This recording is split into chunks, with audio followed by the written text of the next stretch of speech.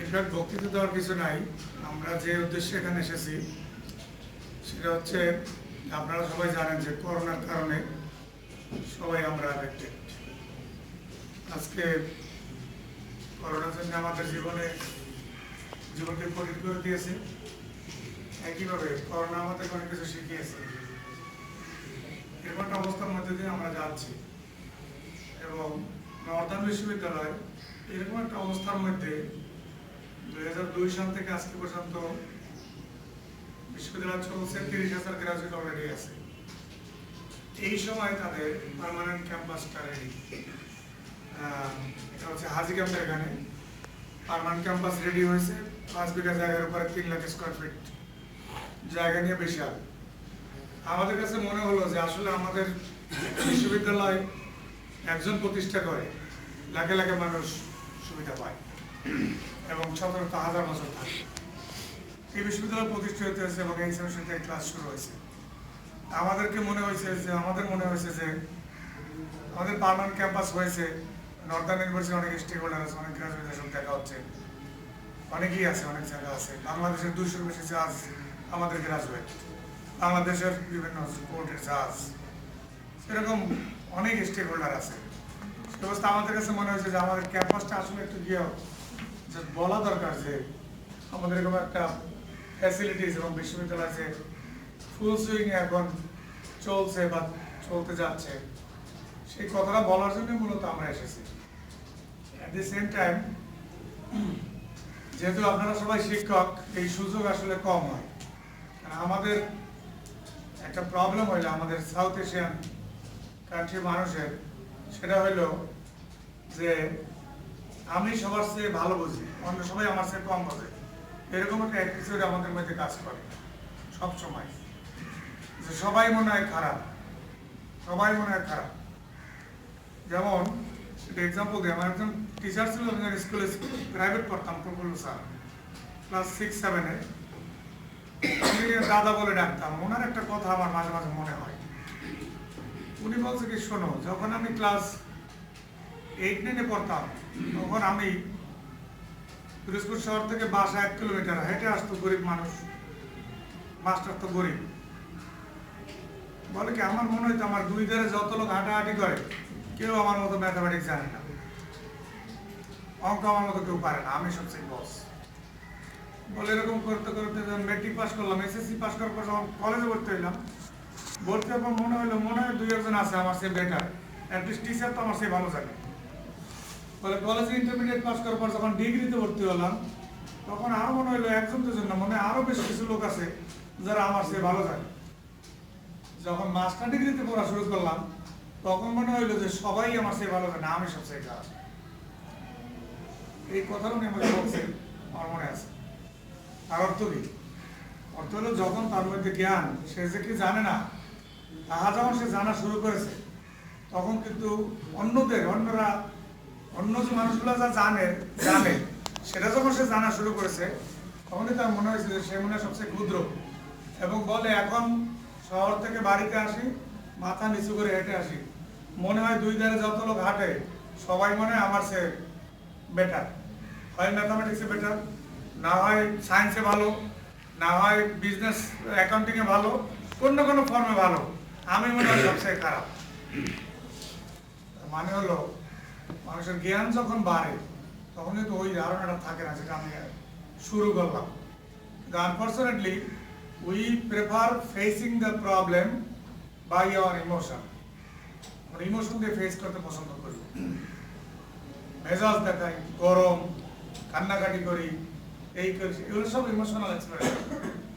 গবেষণায় দেখা গেছে, এবং সাউথ এশিয়ান পিপল কিন্তু ইমোশনের উপর ভিত্তি করে কিন্তু সিদ্ধান্ত নেয়, যার ফলে সিদ্ধান্ত ভুল হয়। এটা পারিবারিক লেভেল বলেন, আপনার অফিসিয়াল লেভেল বলেন, যে লেভেলই, সিদ্ধান্ত কিন্তু ভুল হয়। কারণ হলো, আমার ইমোশনকে, আমার অহমিকে, আমার দম্ভ, আমি বুঝি, আর কেউ বুঝি, এই আমি জিনিসটা কিন্তু তার সিদ্ধান্তটা ভুল হয়। আর সিদ্ধান্ত ভুল হওয়া মানে কি? লুজার। গবেষণায় দেখা গেছে, একজন ব্যক্তি গড়ে প্রতিদিন 3,000 ইমোশনাল এক্সপ্রেশন করে। ইমোশনাল এক্সপ্রেশন কি হাসা, কান্দা বা ধরেন এরকম এক্সপ্রেশন যেটা মানে মিন করে সামথিং।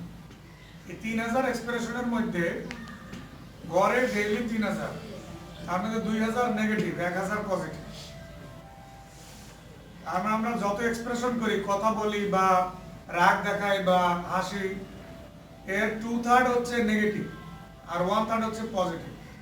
তাহলে নেগেটিভ এক্সপ্রেশন তো সবসময় আমার জন্য ক্ষতিকর, ডেফিনেটলি। একটা লোকের আমি রাগ দেখাই, কখনো আমি জয়লাভ করতে পারবো না, বরং আমি লুজার হব। এই জন্য বলা হয়েছে যে আমাদের ইমোশনালি ইন্টেলিজেন্ট হওয়া দরকার। Emotion, we must have control over our emotion. Control establish করতে হবে। ইসলামেও তো বলা হয়েছে, হাদিসে বলা হয়েছে ওই ব্যক্তি শক্তিশালী না যে কুস্তি লড়তে পারে। শক্তিশালী ওই ব্যক্তি যে ক্রোধের সময় নিজের ক্রোধকে দমন করতে পারে। আমার কি এই যে এই সাউথ এশিয়ান পিপল, আমরা কিন্তু এর বাইরে না। আপনি অফিস, আদালত সব জায়গায় দেখবেন। এমনকি ছাত্র কথা চিন্তা করেন, একটা ছাত্র যখন প্রশ্ন করে আমরা কি করি, আরে বুঝো না কিছু না, বসো। আমরা কিন্তু ওর উত্তর দিতে চাই না, আমরা ওকে আন্ডারমাইন করি। কিন্তু গবেষণায় দেখা গেছে মানুষের এভারেজ আইকিউ 85 থেকে 115। আইকিউ আপনারা নিশ্চয়ই জানেন, ফিজিক্সের প্রফেসর আছে পপুলার, শুনলাম ভালো প্রফেসর। আপনারা আইকিউ জানেন, mental age divide by chronological age multiplied by 100। অর্থাৎ একজন ছাত্র যদি নর্মাল অবস্থায় 10 বছরের ক্লাস 5-এ পড়ে, তাহলে তার ক্রোনোলজিক্যাল এজ 10 ইয়ার্স। আর সে যদি 5-এর মেন্টালিও যদি 5 ক্লাস পড়ার মতো যোগ্যতা রাখে, তাহলে mental age 5 years. 5 divided by 5 multiplied by 100, ওই ছাত্রের আইকিউ হচ্ছে 100। এখন ক্লাস 5-এ পড়ে, কিন্তু ক্লাস 8-এর বই ক্লিয়ার, ভালো বোঝে, তোমার মেন্টাল এজ আর অ্যাডভান্স। তাহলে তার মেন্টাল এজ হবে 13, 10-এর পরে 3 যোগ হবে 13 divide by 100 multiplied by divide by 10 multiplied by 100, তার মানে 130। আইনস্টাইনের আইকিউ ছিল 180। এখন গবেষণায় দেখা গেছে আমরা যে ক্লাসে এভারেজ পিপল 85 থেকে 115, অর্থাৎ অনেক লোক আছে আমাদের মধ্যে যারা 100 নিচ্ছে। অর্থাৎ ক্লাস 5-এ পড়ে, কিন্তু 5 সে রিচ করতে পারতেছে না, তার মেন্টাল ডেভেলপমেন্ট 4 পর্যন্ত, কিন্তু বয়সের কারণে 5-এ চলে গেছে। তাহলে ওই ছাত্রটাকে আমার সাহায্য করা উচিত না? ও যদি বলে তখন আমার রিপিট করা উচিত না? ঠিক কিনা? একইভাবে আমার ক্লাসে কিন্তু কিছু ছাত্র থাকলো যারা 100-র চেয়ে বেশি, 115 পর্যন্ত। ওই ছাত্র তো সবার আগে বুঝে বলে, তখন উসকুস করে, স্যার কি বলে এগুলো তো জানি। আবার তার মানে কি, in a class we are the managers, we shall have to understand our students, we shall have to understand their sentiments, we shall have to understand their mental growths and developments, and then only you can manage them well. তাছাড়া আপনি manage করতে পারবেন না। অনেক teacher বলে যে sir ছাত্রগুলো বেয়াদব, ছাত্রগুলো বেয়াদব। এই কথার মানে কিন্তু আসলে কিন্তু ছাত্ররা বেয়াদব না, আসলে ও তো জানে না, ও কি জানে না। He does not know what is unknown to him, but you know what is unknown to you. আমরা কি করি, এই যে কতগুলো মানে অ্যাটিটিউডিনাল যে চেঞ্জ, অ্যাটিটিউডিনাল যে বিষয়টা, এইটা আমাদের সাউথ এশিয়ান কান্ট্রিতে ইমোশনের দ্বারা তাড়িত হয়। তার ফলে আমরা ইমোশন দিয়ে সব ফেস করি। এখন আইসিটির যুগ, আপনারা জানেন যে আইসিটির বাইরে আমরা এখন কেউ নাই। আজকে সবাই আমরা অনলাইনে ক্লাস নিচ্ছি, আমরা অনলাইনের বাইরে যেতে পারবে না, কোনো পথ নাই। ভবিষ্যতে আরো যে কোন লাইনে যেতে হবে, নোবডি নোজ। তারপর আমি এক জায়গায় বলতেছিলাম একটা কলেজে যে আজকে আমরা হয়তো মাস্ক পরে আসছি, 2025 সনে হেলমেট পরে আসতে হবে কিনা I don't know, who knows. কিন্তু আমাদেরকে তো বাঁচতে হবে, এবং আমাদেরকে আমাদের এই প্রফেশনে আমাদের কাজের মাধ্যমে আমাদেরকে বাঁচতে হবে। যার কাজ নাই সে জীবিত মানুষ না, মৃত। সুতরাং আইসিটি আমাদেরকে অ্যাডাপ্ট করতে হবে, এটার কোনো বিকল্প নাই। আমি মনে করি আপনারা যারা স্কুল কলেজে আছেন, অনেকের আমাদের অনেক ধারণা আছে যে দূর এগুলো শিখে কি হবে, কিন্তু এখন আর এইসব ধারণা থেকে চলে আসতে হবে, এর মধ্যে অ্যাডাপ্ট করতে হবে। It is not a new thing. এবং বাংলাদেশ সরকার আপনারা জানেন যে 2021 ডিজিটাল বাংলাদেশ। আজকে দেখেন বাংলাদেশ সরকার 5 বছর আগে বলেছিল যে 2021 বাংলাদেশ ডিজিটাল বাংলাদেশ হবে, সে অনুযায়ী প্রিপারেশন ছিল বিদায় আজকে কিন্তু আপনারা সবাই অনলাইনে অ্যাক্সেস পাচ্ছেন এবং করতে পারতেছেন কম বেশি। এই ঘোষণাটা না দিলে কিন্তু আমরা পারতাম না, এই প্রিপারেশন না থাকলে কিন্তু আমরা পারতাম না। তবে পৃথিবী আমাদের চেয়ে আরো অ্যাডভান্স এবং আজকে সবকিছু কিন্তু গ্লোবাল। আপনি চাইলে একটা লেকচার নোট অনলাইন দিয়ে বের করতে পারেন, আপনি চাইলে কোনো একটা কিছু জানতে চান, মানে আমার সম্পর্কে আপনি জানতে চান, আপনি আমার নাম সার্চ দেন নজরুল ইসলাম নর্দার্ন ইউনিভার্সিটি, আপনি পাই যাবেন হাজার হাজার পৃষ্ঠা। তার অর্থ কি সারা পৃথিবী একটা আমব্রেলার আন্ডারে চলে আসছে। তাহলে এই পৃথিবীর সিটিজেন যদি আমি হতে চাই, এই পৃথিবীতে যদি আমি একজন নর্মাল সিটিজেন হতে চাই, তাহলে আমাকে পৃথিবীর স্ট্যান্ডার্ড হতে হবে, গ্লোবাল স্ট্যান্ডার্ড হতে হবে।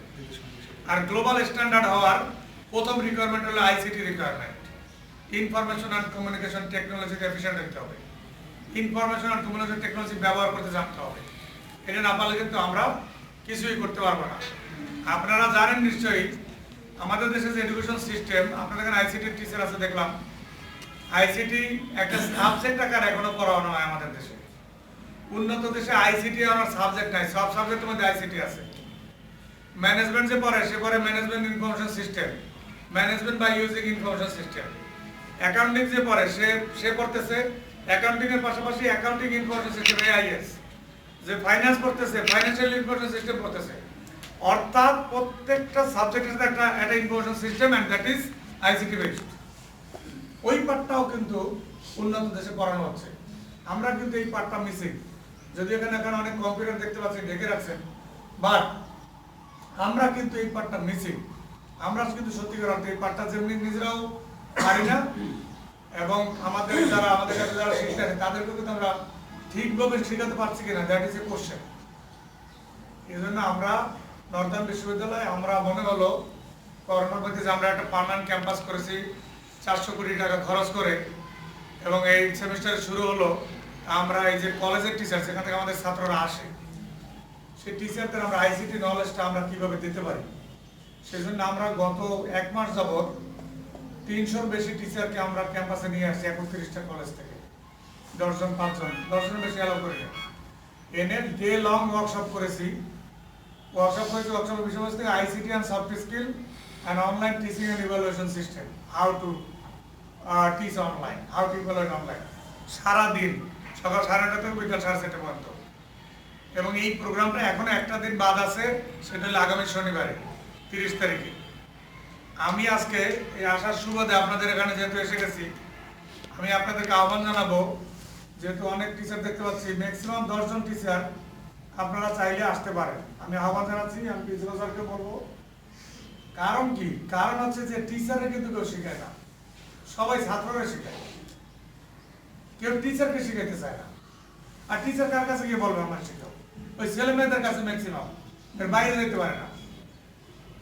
আমরা কিন্তু they are really at the disadvantageous position. Teachers are at the disadvantageous position.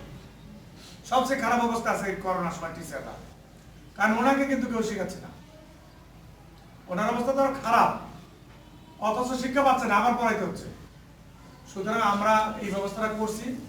আপনারা যারা মনে হয় যে আরো, কারণ এটার কোনো বিকল্প নাই, এইটার কোনো বিকল্প নাই, ভবিষ্যতে এটা ছাড়া বাঁচা যাবে না, চলাই যাবে না।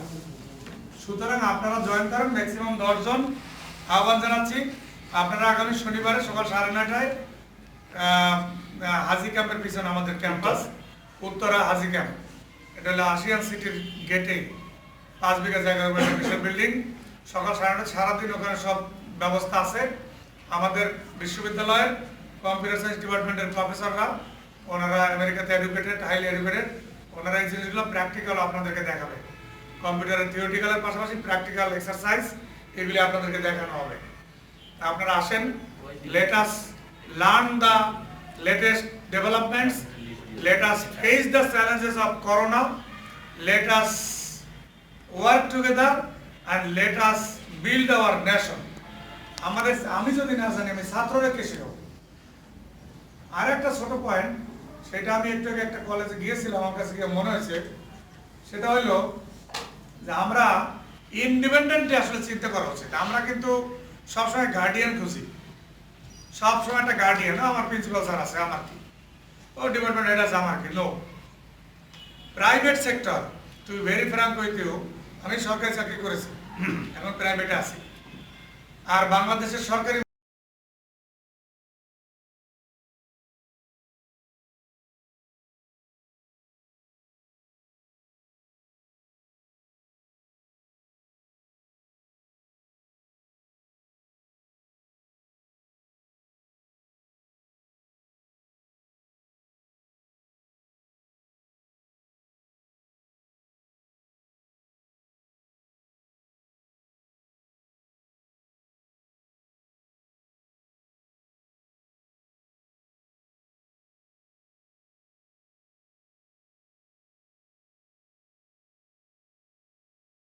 আমরা উই আর নট রিসিভটিভ, রিসিভ করি না, চেঞ্জকে আমরা আলিঙ্গন করতে চাই না, আমরা মনে করি দরকার নাই, আমার তো দিন চলে যাচ্ছে, আর কয়দিন আছি, এরকম কথাও শুনি। আর এই কথা বললে তো সবার কথা তো একই, যে কেউ তো যে কোনো সময় মারা যেতে পারে। দেখবেন অনেক লোক বলে আরে বাবা আর কয়দিন বাইসে আছি, গেলাম, মানে মারা যাওয়ার আগে মারা গেছে, বুঝছেন? বলে না যে ওরা গরিব কারণ ওরা গরিব, ওর মনের দিক থেকে গরিব, ওরা poor because they are poor. আমরা এই মানে গরিব হওয়ার আগে গরিব হইতে চাই না, ঠিক আছে? Let us work independently. আপনি ধরে নেন যে আপনারা কেউ কিছু শিখাবে না, এই অবস্থা আপনি নিজে ধরে নিতে হবে। আর আপনারা যদি এইখান থেকে ভালো, আপনি দেখেন আপনাদের কলেজগুলিতে যারা পড়ে, আমি তো অনেক বাংলাদেশে অনেক কলেজে গিয়েছি, অনেক শত শত, আমার ভালো লাগে আপনাদের সাথে কথা বলতে, কারণ আপনাদের মধ্যে জীবনের ছোঁয়া আছে। আমরা যারা হায়ার লেভেল আছি, জীবনের ছোঁয়া নাই, থিওরি টিউরি বইলা মানে অন্য লেভেলে আমরা, আপনাদের মধ্যে জীবনের ছোঁয়া আছে। আমি দেখেছি যে টিচাররা জেনুইনলি যা পড়ায় জেনুইনলি পড়ায়, কিন্তু ডেভেলপমেন্ট স্লো, নতুন ডেভেলপমেন্ট গুলো তাদের মধ্যে নাই, পুরান জিনিসটা নিয়ে আটকে থাকে। এটা হলো চলবে না, কারণ আপনার গ্রাজুয়েট কিন্তু আপনার মুখ থেকে কথা শুনে সে স্বপ্ন দেখতে শুরু করে। আগে তো স্বপ্ন দেখাইতে হবে, সেই স্বপ্ন দেখান কিন্তু আপনি। আপনি যখন বলেন যে হ্যাঁ তুমি যদি অ্যাকাউন্টিং করো, আমাদের প্রিন্সিপাল স্যার আছেন, তাহলে তুমি এই জিনিস তোমার সুবিধা হবে। এই ক্লাসের দুইজন ছাত্র উদ্বুদ্ধ হইতে পারে যে অ্যাকাউন্টিং করতে হবে, তুমি যদি কম্পিউটার সায়েন্স করো তাহলে এই হইতে পারবা। স্বপ্ন আপনারা দেখান, সেই স্বপ্ন দেখাইতে হবে। দেখাইতে জানতে হইলে আপনাদেরকেও কিন্তু আপডেটেড হইতে হবে, লেটেস্ট নলেজ মানে আপনাদেরকে আহরণ করতে হবে, এবং তারপরে না ডিসেমিনেশনের প্রশ্ন আসে। এনিওয়ে, হ্যাঁ, তো 30 তারিখে আপনারা যাবেন, আপনারা রাজি আছেন? তাহলে আমরা একটা কাজ করতে পারি, আমরা আমাদের বিশ্ববিদ্যালয়ের 300-র মতো কাউন্সিলর আছে সারা বাংলাদেশে। গত পরশুদিন আমরা মিটিং করেছিলাম, ওনারা একটা অ্যাডভাইস করছে যে স্যার আপনারা বিভিন্ন এরিয়াতে যদি এই আইসিটি ট্রেনিংটা দেন, ধরেন একটা জায়গায় জড়ো হইলো 50 জন একটা নির্দিষ্ট জায়গায়, সেখানে ট্রেনিংটা দিলেন। আমরা নরসিংদী প্ল্যান করতেছি, তাহলে আপনার এখানে তো অনেক কিছু আছে, আপনার এখানে একদিন আমরা ট্রেনিংটা দিয়ে দিই, আপনার এখানে একদিন আমরা সার্টিফিকেট দেবো, পরে আপনারা একদিন ক্যাম্পাসে গেলেন সার্টিফিকেট আনার জন্য, একটা বড় প্রোগ্রাম করে সার্টিফিকেট দেওয়া হবে। তাহলে ঠিক আছে, let us think about it, এটা হতে পারে। কিন্তু আপনারা অনেক টিচার আছেন এখানে, আপনাদের দরকার, আমার নিজেরও দরকার, সোজা কথা, আমি তো বসতেছি, আমি নিজেও বসতেছি, আমাদের সবার প্রয়োজন। এনিওয়ে, গুড যে আপনারা সবাই কথাগুলোর গুরুত্ব বুঝতে পেরেছেন এবং অনুধাবন করতে পেরেছেন। তো আমরা আপনাদেরকে আহ্বান জানাই যে আমরা যে বিশ্ববিদ্যালয় থেকে আসছি, নর্দার্ন ইউনিভার্সিটি বাংলাদেশ, আমাদের বিশ্ববিদ্যালয়ে নিশ্চয়ই আপনাদের এখান থেকে ছাত্ররা যায় সহজ, এখানে ট্রেনে চলে যেতে পারে ইজি, এয়ারপোর্ট নেমে ওখানে 5 মিনিটের পর, সেখানে কিন্তু আমরা এদিকে অনেক ছাত্র আমাদের আছে, অলরেডি আমাদের 7000 ছাত্র আছে রাইট নাও, এবং ওই ক্যাম্পাসে ছাত্র আছে কম, কারণ এটা তো নতুন। অন্য ক্যাম্পাস আছে, বনানী আছে, তারপর ধানমন্ডি আছে, এসব জায়গা আছে, ওগুলো আমাদের ক্যাম্পাস। কিন্তু এখন পার্মানেন্ট ক্যাম্পাস কেন্দ্রিক আমরা ভর্তি করতেছি, এবং ভবিষ্যতে সবই আমরা পার্মানেন্ট ক্যাম্পাসের থেকে নিয়ে আসবো, ওগুলো গুটিয়ে ফেলাবো। সেই কারণে আমি আপনাদেরকে আহ্বান জানাবো আপনাদেরকে বলবো যে আপনারা ছাত্ররা যারা পড়তে চায় প্রাইভেট বিশ্ববিদ্যালয়ে আপনারা রিকমেন্ড করতে পারেন। আমাদের এখানে বিজনেস স্কুল আছে, কম্পিউটার সায়েন্স আছে, ল আছে, লতবলা ফার্মেসি, ট্রিপলি, টেক্সটাইল, বাংলাদেশের অন্যতম একটা বড় প্রোগ্রাম টেক্সটাইল প্রোগ্রাম। অনেক টিচার, প্রায় 200-র মতো টিচার, অনেক বড় বিশ্ববিদ্যালয়। এবং ইংলিশ আছে, বাংলা ডিপার্টমেন্ট আছে, বাংলার প্রফেসর রাকিবুল্লাহ হাসান এখানে আছেন। ফার্মেসি, পাবলিক হেলথ, অনেকগুলি সাবজেক্ট আছে। আপনারা দেখতেও পারেন, অনলাইনে দেখতে পারেন। আপনারা রিকমেন্ড করেন। আপনার সব ছাত্র তো ঢাকা ইউনিভার্সিটি পড়বে না, সব ছাত্র বিভিন্ন জায়গা পড়বে, এক পছন্দ। আপনারা আমাদের কাছে উচ্চারণ করতে পারেন ছাত্রদের সামনে। আমাদের এখানে লেখাপড়া হয়, তার প্রমাণ হইল আমাদের 200 বেশি গ্রাজুয়েট অলরেডি জাজ। কোর্টে গেলে আমাদের ছাত্র পাওয়া যায় জাজ। আমাদের কংগ্রেসের গ্রাজুয়েটরা খুবই ভালো করতেছে। এই যে একটা কলেজ গেলাম, একটাকে দেখি ইংলিশের টিচার, মানে আমাদের গ্রাজুয়েট। তারপরে যে ইউনিভার্সিটি, রেজিস্ট্রেশন ইউনিভার্সিটি টিচার, মানে সারা ওয়ার্ল্ডে সচিবালয় সচিব 85 জন যারা এমবিএ করছে নর্দার্ন ইউনিভার্সিটি থেকে। আর্মির অনেক লোক, একসময় আর্মির জন্য special programme MBA executive MBA offer করা হতো। শত শত আর্মির অফিসাররা এমবিএ এক্সিকিউটিভ এমবিএ করেছে আমাদের এখানে। সো নর্দার্ন ইউনিভার্সিটি ফোকাসড আছে। তবে আমরা চাচ্ছি আমাদের পার্মানেন্ট ক্যাম্পাসটাকে এখন বিল্ড করতে যাচ্ছি। এখন সেখানে ছাত্র আসুক, আসলে পর আমরা হয়তো এইভাবে আমাদের আর মানে আপনাদের কাছে আসার দরকার হবে না, তখন ওই ছাত্ররাই বলবে। ক্যাম্পাসটা পরিচিতি করার দরকার। তো আপনাদের সকলকে ধন্যবাদ মনোযোগ সহকারে কথা শোনার জন্য। ইদানিং ছাত্রদের একটা টেন্ডেন্সি পাস কোর্স প্রায় নাই বললেই চলে। পাস কোর্সে আমি খুব বেশি ছাত্রছাত্রীদেরকে অধ্যয়ন করতে দেখি না। যাই সবকিছু মিলে তারা একটা অ্যামাউন্ট দেখা যায় কোনো দিকে ভর্তি হইতে পারে। অনেক সময় তারা প্রাইভেট ইউনিভার্সিটিতে ভর্তি হতে যায়, আবার অনেকে প্রাইভেটে একটু অর্থের প্রয়োজন হয়। অনেকে আর্থিকভাবে দুর্বল হলে তারা একেবারেই ভর্তি হয়। অনেকে দেখি আমি জিজ্ঞাসা করি, স্যার কোথাও ভর্তি নেই বছর। যাই হোক, স্যাররা আসছে, আমি জানি না কি ধরনের ফ্যাসিলিটি দিব। তবে যারা এরকমের ছাত্র আছে আপনারা একটু পরামর্শ দিবেন, যেহেতু ওনারা আসছে। আমরা যদি 2-1 ছাত্র দিয়েও হেল্প করতে পারি বা কেউ পরামর্শ করতে হলে একটু বললেন নর্দার্নে। এটাই মূলত আসলে আমি যা বুঝি আর কি। অবশ্য স্যারও কিছু বলবে আপনাদের উদ্দেশ্যে। আশা করি সবাই উপস্থিত আছে। এখন স্যার আপনি